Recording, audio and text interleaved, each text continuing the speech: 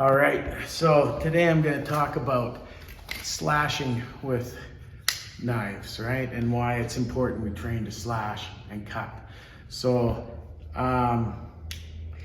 Michael Janich built an entire system on defanging the snake and limb immobilization, basically biomechanical cutting.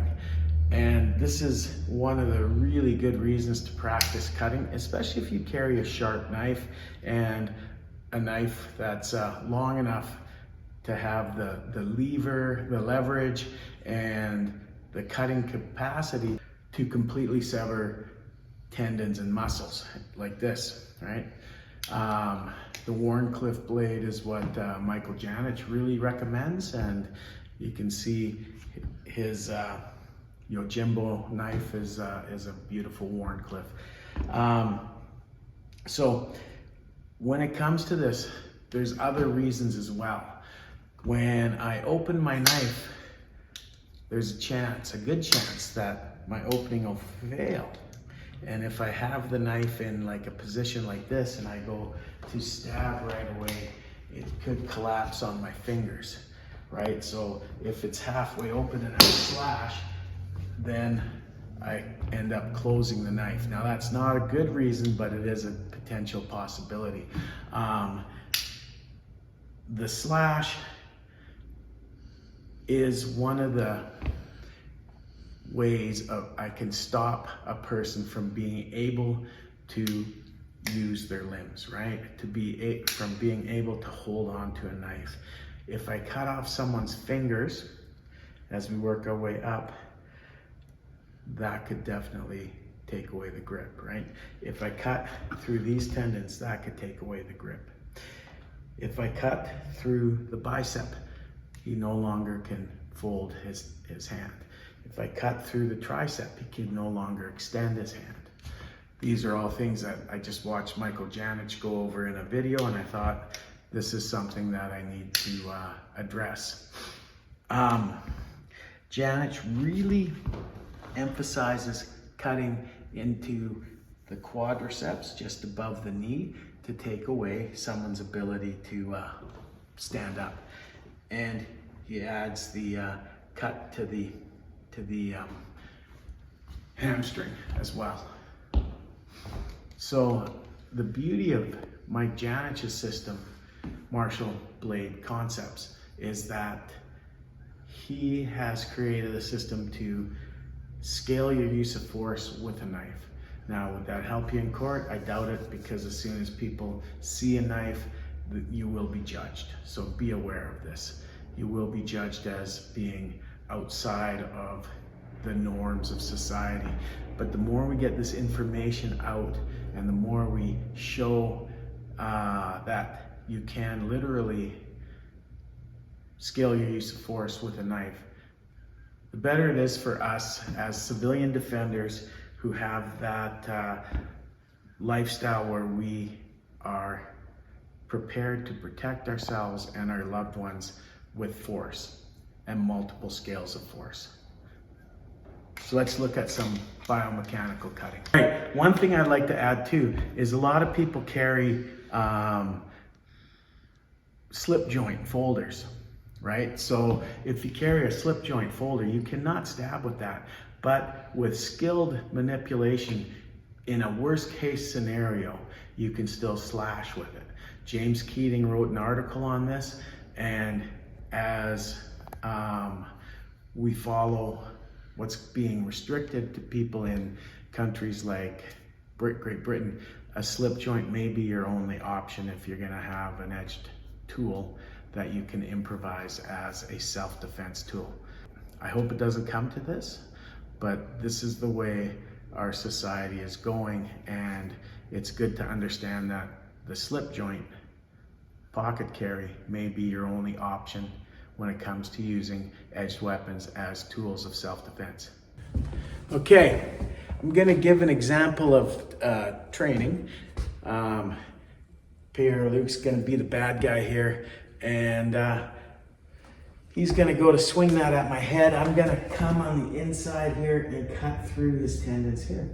Okay, now if I cut through all of this, to the bone, this hand will spring open and he'll drop the, like he cannot continue to hold that.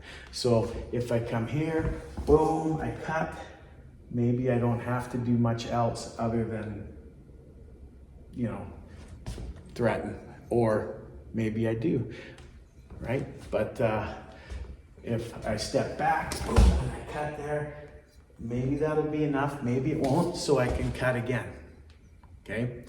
If I get the opportunity. If I get under this and I cut here and I cut here, maybe he can't stand up and I can escape. Maybe I wouldn't even, if I get really lucky, I come in, boom, and I have my knife, but I get to sweep him or something like that. This is called scaling your use of force to the situation. But he's using lethal force. So if I'm here, I might, another non-lethal way, if I slash across his eye to create enough shock for him to only think about self-preservation rather than aggression. These are possibilities, they're not for sure.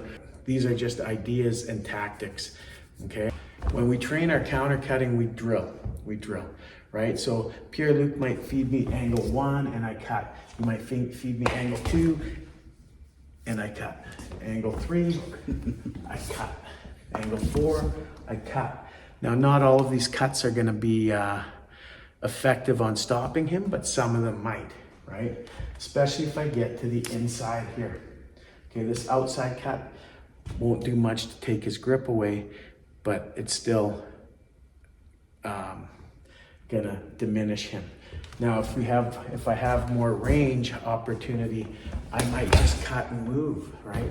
I might just cut and move, especially if I've got nothing behind me. But now if I'm trapped up against the wall, my cut can be like a stop and a cut, right? I might have to stop him and cut. I might cut there, right? There's all sorts of possibilities. But if we train it in a flow, so if you give me angle 1, yeah, keep going, 2, 3, 4, 5, 6, 7, 8, okay?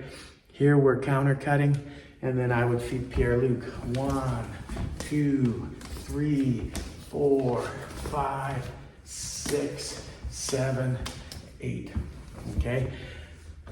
And I could feed him with a longer weapon, and he's gonna try and get inside the swing. 1, 2, 3, so we're just flowing back and forth, but these are ways that you can train this with one of your friends or a training partner. Defanging the snake is one of the primary tactics of Filipino knife training and stick training as well. And here Pierre-Luc and I are just demonstrating a couple of drills that we use to really hardwire this tactic and make it become natural.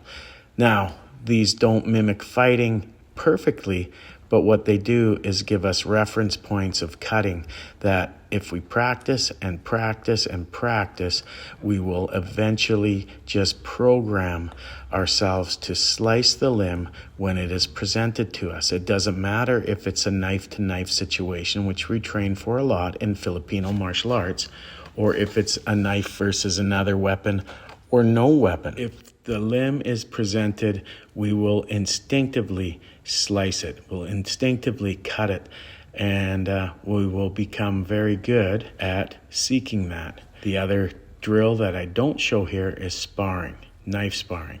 We constantly knife spar. Doesn't mean that we think we're going to be in a duel, but what it does is teach us to seek those limbs, to find those attacks, to work against a resistant opponent and see where we can make our cuts count. This is the basic training methodology of Eskrima. So I want you to think about the knife you carry. Now, it doesn't have to be an exact replica, but it should be close to the same length or shorter than the blade. You shouldn't train with a knife that is longer than what you carry, because you'll start missing with your own knife. You'll have a false sense of range with your knife and a false sense of targeting. So if you're training with something shorter than your knife, that's better than training with something longer. All right, so whatever you carry, train with similar sizes. Thank you. Have a great day. One addendum to this. I just want you to know that I have been a Filipino martial artist for 30 years. Defanging the snake is one of the primary skills I practice. But because I've been influenced by Mike Janich way back when from his Panther Productions videos, and also what he posts on social media and YouTube and stuff. So I thought, this man has helped me without even meeting me or knowing me, and I'll put my money where my mouth is. So I went and bought all 6 of the Martial Blade Concepts videos, and I'm gonna study them, and I will use drills from them in my class. The information's there, and I will extrapolate from it, but I will give them credit. And that's, I think, very important. So thank you, Mike Janich. You have some of my money and you deserve it. Have a great day.